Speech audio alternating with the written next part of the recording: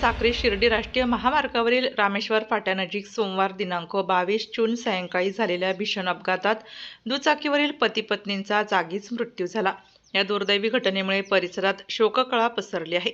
मिळालेल्या माहितीनुसार बाबूलाल रमेश गरुड वय वर्ष 46 व वैशाली बाबूलाल गरुड वय वर्ष 42 राहणार सटाणा हल्ली मुक्काम नाशिक हे दोघे मोटरसायकलवरून प्रवास करत होते।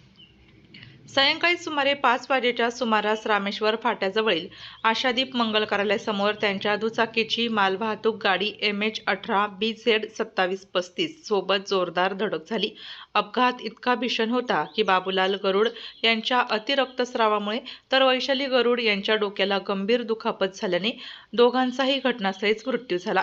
घटनेची माहिती मिळताच सहाय्यक पोलीस निरीक्षक नंदा पाटील, पोलीस कॉन्स्टेबल दिलीप सोनवणे व श्रावण शिंदे यांनी तातडीने घटनास्थळी धाव घेत पंचनामा केला।